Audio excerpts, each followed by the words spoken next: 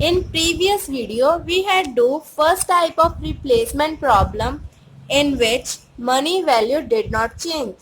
Today we will do second type of replacement problem in which money value is affected or changed.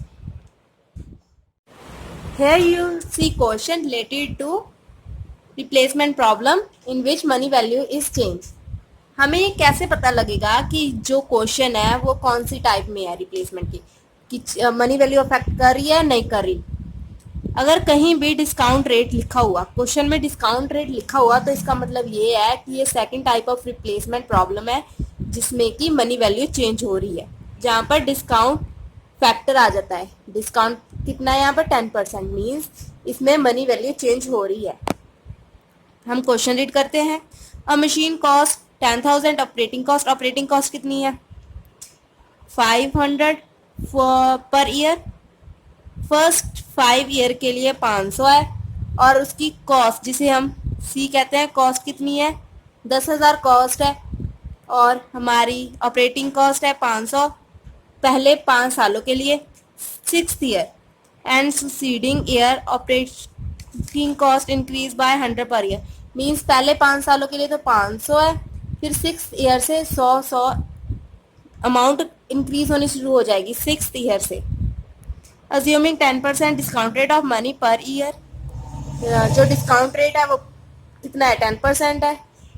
Find the optimum length of the time to be hold machine before it's replace, और हमने find करना है कि replacement कब होगी। हमें 3 चीज़ें given है, हमारी कॉस्ट कितनी है 10,000 पहले 5 सालों के लिए, ऑपरेटिंग कॉस्ट कितनी है 500, फिर 6th ईयर में इंक्रीज हो रही है 100, 6th ईयर से स्टार्ट हो रही है इंक्रीज होनी और हर ईयर 100 इंक्रीज होगी, और हमारा डिस्काउंट रेट है 10%।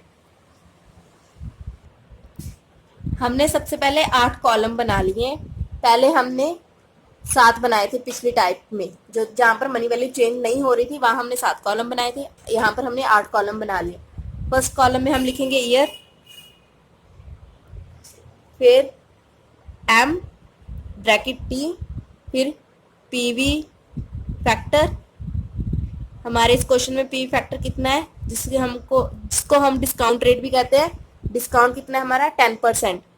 फिर PV of M T, means इन दोनों का multiplication, PV of M T इन दोनों का multiplication. Again summation M bracket T means इसका समीशन।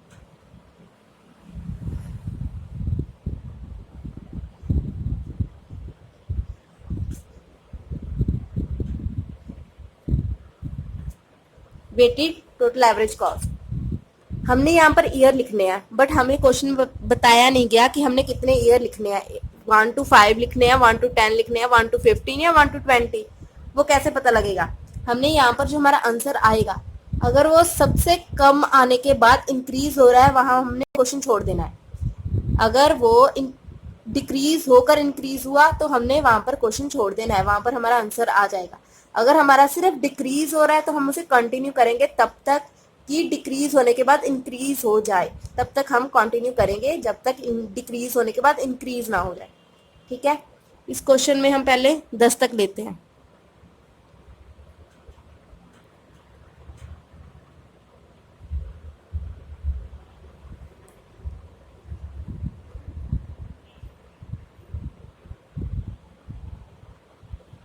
एमटी, हमें क्वेश्चन में गिवन था ना कि पहले 5 सालों में 500 है, फिर 100 इंक्रीज हो रही है।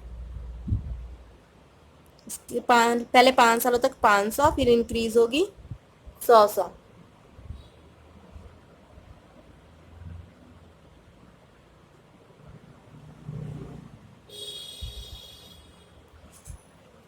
पीवी 10% डिस्काउंट फैक्टर, ये कैसे पता लगेगा कि 10% पीवी कितना है हमारा 10% पर। इसे कैलकुलेट करने का एक फॉर्मूला भी है और यहाँ पर एक गिवन भी है, टेबल में दिया गया है, प्रेजेंट वैल्यू टेबल है ये, इसमें 10% डिस्काउंट दिया गया है और ये सारी वैल्यू है, ये फर्स्ट ईयर की, सेकंड ईयर की, थर्ड ईयर की, ये ईयर्स की वैल्यू है। ऐसे भी हम देखकर लिख सकते हैं वैल्यू, और एक फॉर्मूला है उससे भी हम वैल्यू कैलकुलेट कर सकते हैं पीवी फैक्टर की।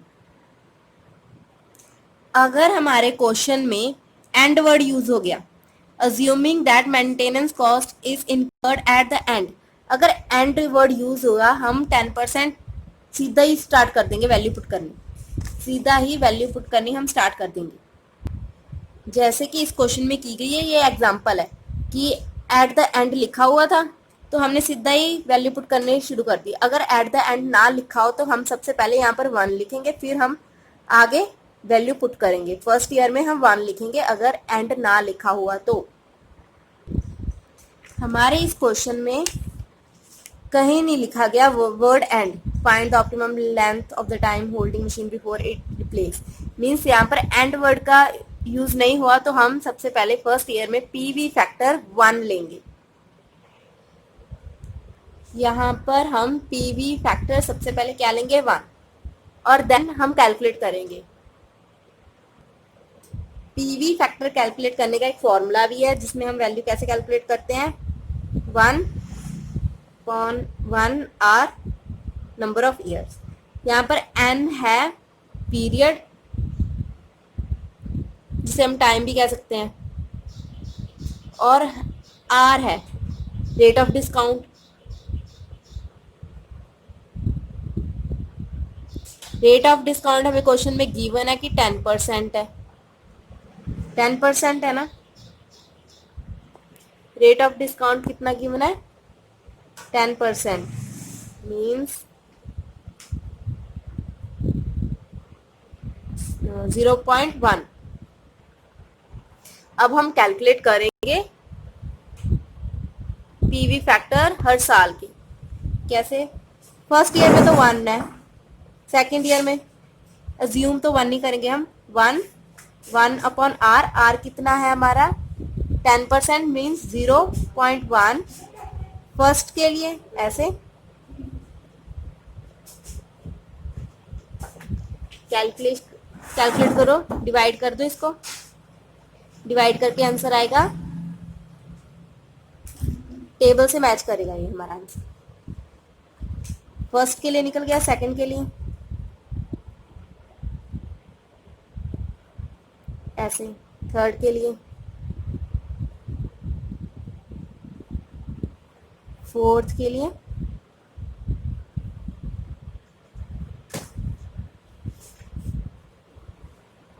फिफ्थ,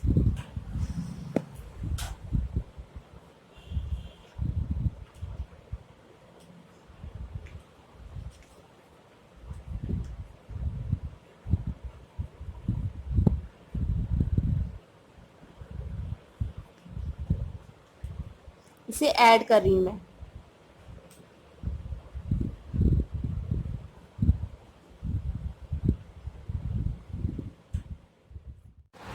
अब हम कैलकुलेट करेंगे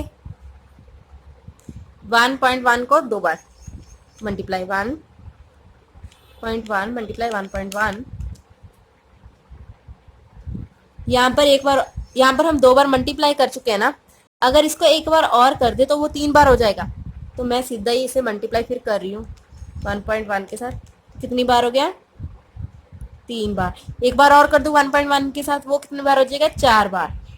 मैं सीधा ही मल्टीप्लाई कर रही हूँ यहाँ पर। अगर मैं इसको फिर से 1.1 के साथ मल्टीप्लाई कर दूं, वो कितनी बार हो जाएगा, 5 बार।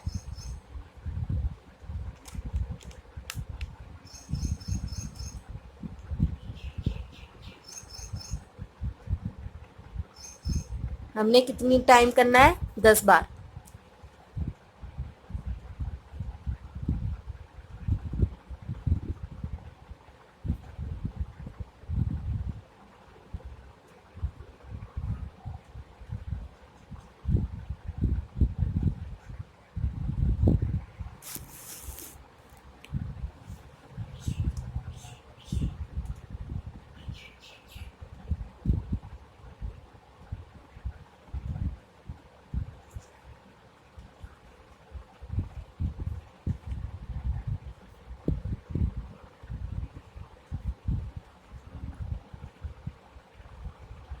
इसे प्लस करके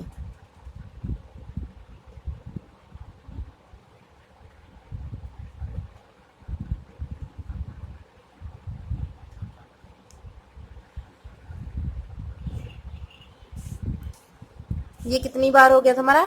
6 बार। इसे ये कितनी बार? 5 बार हो गया। एक बार और कर दूंगी, वो कितनी बार हो जाएगा? 6 बार। 6। इसको एक बार और 1/1 से मल्टीप्लाई कर दूंगी तो वो कितनी बार हो जाएगा? 7 टाइम्स।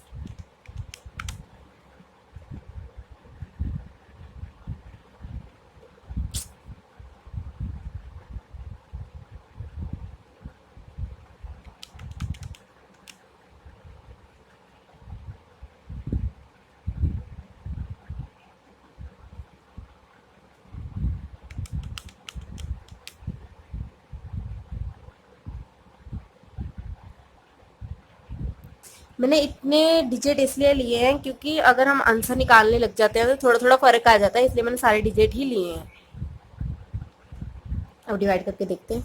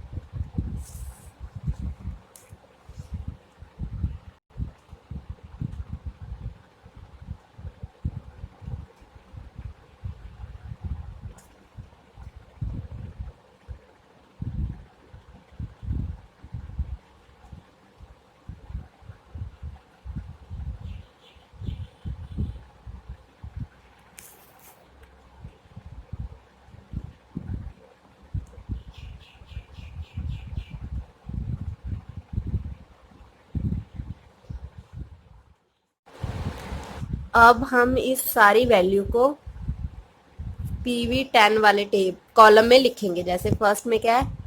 0.909।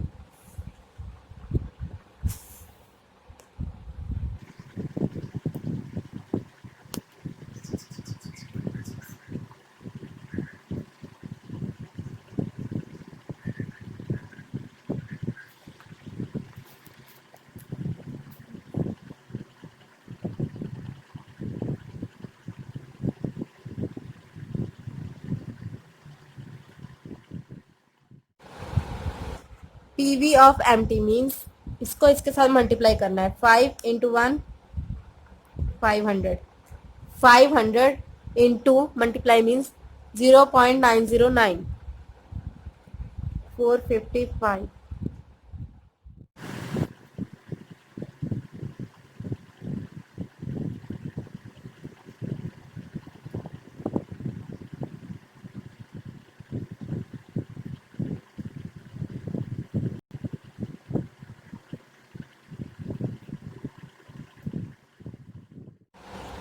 अब हमने इन दोनों को मल्टीप्लाई कर लिया। अब हमारा नेक्स्ट स्टेप क्या है? समीशन इनका total means 500 0 plus 500 500 500 plus 455 means 955 955 plus 413 1368।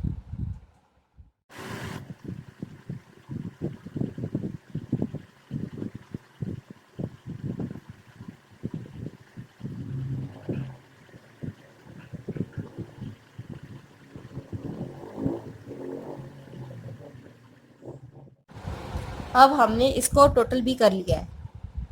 Total करके आंसर आ रहा है। अब हमने टी एंड टोटल कॉस्ट कैसे निकालनी है? टोटल कॉस्ट में इसमें हमने प्लस करना है 10,000। कॉस्ट हमें गिवन थी ना क्वेश्चन में, इसमें हमने प्लस करना है 10,000 मीन्स 10,000 प्लस 500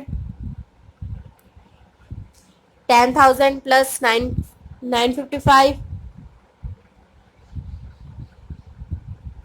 10,000 प्लस 1,368 .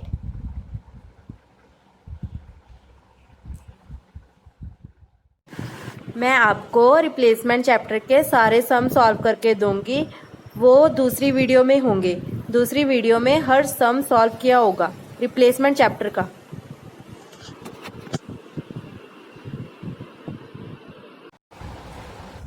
अब हमने टोटल कॉस्ट भी निकालनी, अब हमने निकालनी है पीवी की कम्युलेटिव। पीवी की कम्युलेटिव मीन्स हमें प्लस करना पड़ेगा इसको। जैसे 1 0 प्लस 1 1 1 प्लस 1 प्लस 0.909 1.909 प्लस 0.826। अब इसमें प्लस करना है ये, अब इसमें प्लस करना है ये, अब इसमें प्लस करना है ये।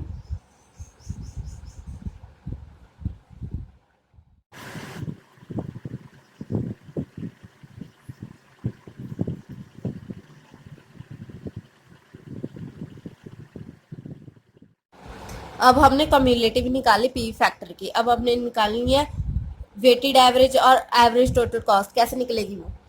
अगर हम इसको इसके साथ डिवाइड कर दें, इसको इसके साथ डिवाइड करेंगे तो आंसर सेम, इसको इसके साथ डिवाइड करेंगे तो आएगा, इसको इसके साथ डिवाइड करेंगे, इसको इसके साथ डिवाइड करेंगे, इसको इसके साथ डिवाइड करेंगे।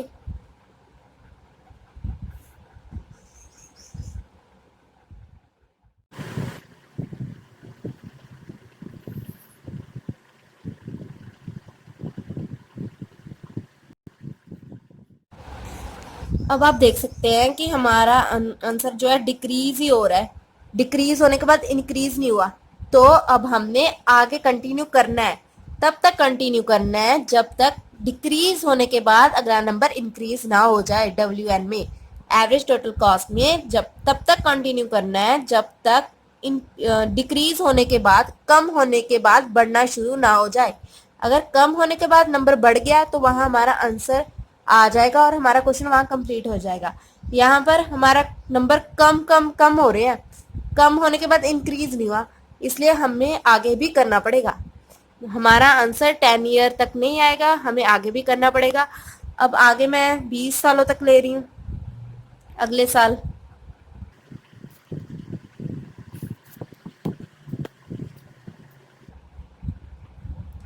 सेम पैटर्न की जो है 6th ईयर में 100 बनना शुरू हो गया है, तो यहाँ पर आएगा 1100, 1200,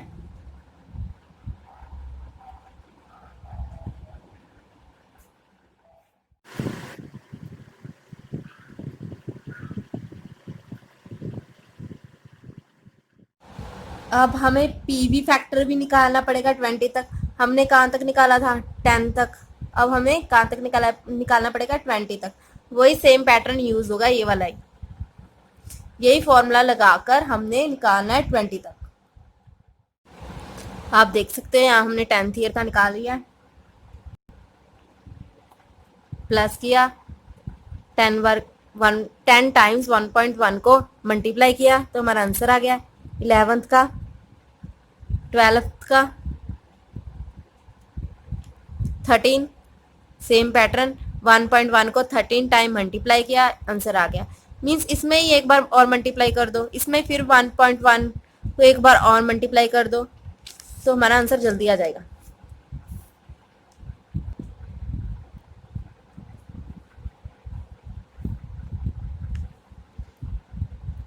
वन पॉइंट वन को 16 टाइम मल्टीप्लाई किया, मीन्स 15 टाइम में एक बार और मल्टीप्लाई कर दिया, आंसर आ गया। डिवाइड कर दिया, फिर आंसर आ गया। 16 टाइम में एक बार और मल्टीप्लाई कर दिया, 1.1 को 17 टाइम हो गया, लिख दिया, आंसर आ गया। मतलब एक दोनों को डिवाइड करके आंसर आ गया। इसमें फिर 1.1 को एक बार और मल्टीप्लाई कर दिया, 17 टाइम यहाँ था, एक बार और कर दिया तो 18 टाइम आ गया।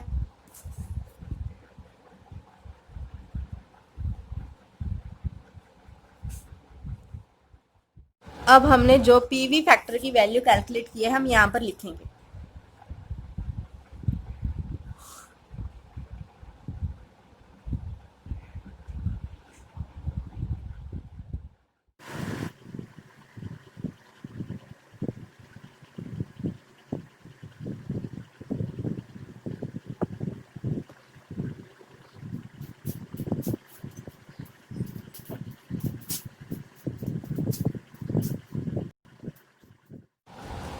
अब हमने पीवी फैक्टर की वैल्यूज लिख ली हैं।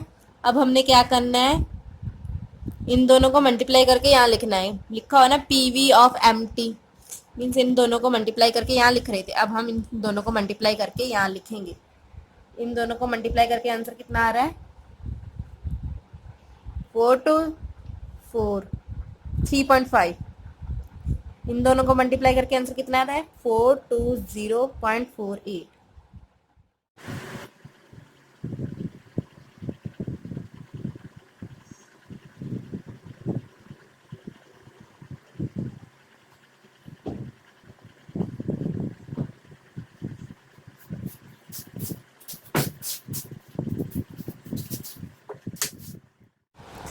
अब हम क्या कर रहे थे, प्लस कर रहे थे, अब इसको इसके साथ प्लस करेंगे।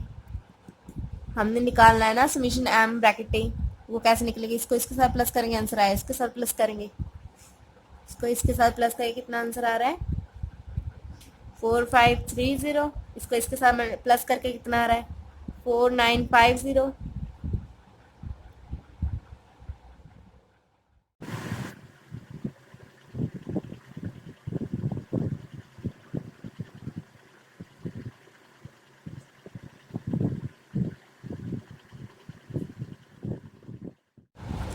नेक्स्ट स्टेप क्या होता है कि इसमें हमने 10,000 प्लस करना है। टोटल कॉस्ट कैसे निकलेगी, इस पर हम इसमें हमने 10,000 प्लस करना है। 10,000 हमें क्वेश्चन में दिया गया है कि हमारी कॉस्ट 10,000 है। अब इसमें हम 10,000 प्लस करेंगे तो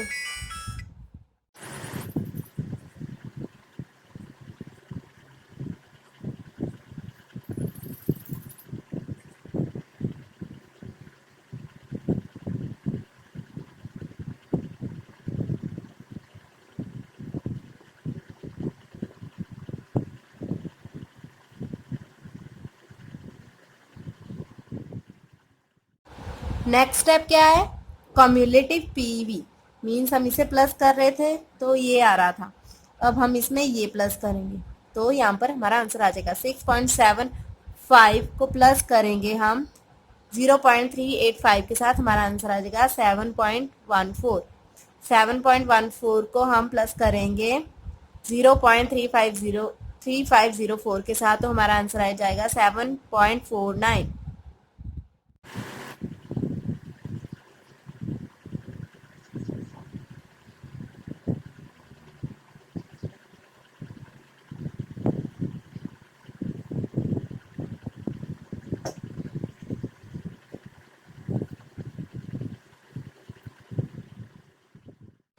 अब हमने कम्युलेटिव पीवी निकाल ली, अब हमने निकालना है वेटेड और एवरेज कॉस्ट। वो कैसे निकलेगी, इसको हम इसके साथ डिवाइड कर देंगे तो हमारे पास आ जाएगी वेटेड एवरेज टोटल कॉस्ट। वो कैसे 14,530 को डिवाइड करेंगे 7.14 के साथ, तो हमारा आंसर आ जाएगा 2035। फिर डिक्रीज होने के बाद इंक्रीज होना चाहिए, इसको इसके साथ डिवाइड करेंगे तो हमारा आंसर आ जाएगा, फिर डिक्रीज हो गया, इसको इसके साथ डिवाइड, फिर डिक्रीज, इसको इसके साथ डिवाइड, फिर डिक्रीज हो गया, इसको इसके साथ डिवाइड करेंगे तो फिर डिक्रीज, इसको इसके साथ डिवाइड किया तो फिर डिक्रीज, इसको इसके साथ डिवाइड किया तो फिर डिक्रीज हो गया, इसको इसके साथ डिवाइड किया फिर डिक्रीज हो गया, इसको इसके साथ डिवाइड किया तो फिर डिक्रीज हो गया, इसको इसके साथ डिवाइड किया तो अब हो गया इंक्रीज। डिक्रीज होने के बाद इंक्रीज हो गया, मीन्स यहाँ पर हमने कैलकुलेशन बंद कर देनी है। डिक्रीज होने के बाद इंक्रीज हो गया, मीन्स आगे ईयर हम कैलकुलेट नहीं करेंगे। डिक्रीज के बाद इंक्रीज हो गया। अब हमने देखना है कि मिनिमम वैल्यू यहाँ पर कौन सी है कि हम किस ईयर पर रिप्लेसमेंट करेंगे। सबसे ज्यादा कम कॉस्ट किसमें है, 19 ईयर में। सबसे कम कॉस्ट 19 ईयर में है, तो हम अगर 19 ईयर खत्म हो रहा होगा तो हम रिप्लेसमेंट कर देंगे, क्योंकि इसके बाद मशीन की जो कॉस्ट है वो हो जाएगी इंक्रीज, जो कंपनी के लिए नुकसानदायक है। तो हम अगर 19th ईयर हो रहा होगा फिनिश और एंड, तब हम कर देंगे रिप्लेसमेंट। क्या हमने बस ये ध्यान में रखना है कि जो हमारी एवरेज कॉस्ट है और वेटेड एवरेज कॉस्ट है वो डिक्रीज होने के बाद इंक्रीज हो जाएगी, तब हमने बंद कर देना है क्वेश्चन। उसके बाद हमने अगले ईयर कैलकुलेट नहीं करनी, डिक्रीज होने के बाद इंक्रीज। हमारा आंसर बुक के साथ मैच हो गया। मीन जो हमारी मिनिमम एवरेज कॉस्ट आई है वो कौन से ईयर में आई है, 19th ईयर में। और कितनी आई है हमारी, पीछे 14 आ रहा है, वो इसलिए आ रहा है कि एक अमाउंट का फर्क, मीन्स एक नंबर का फर्क इसलिए आ रहा है क्योंकि हमने जो पॉइंट में था उसे हमने राउंड ऑफ किया, इसलिए हमारा 5 की जगह 4 आ रहा है, तब भी हमारा आंसर ठीक है। और हमने रिप्लेसमेंट कब करनी है, end of the 19th year. हमारा आंसर जो है बुक के आंसर के साथ मैच हो गया। 19th ईयर में हमने मिनिमम एवरेज कॉस्ट है हमारी, और रिप्लेसमेंट कब करना है, 19th ईयर जब हो रहा होगा एंड, तब हम कर देंगे रिप्लेसमेंट।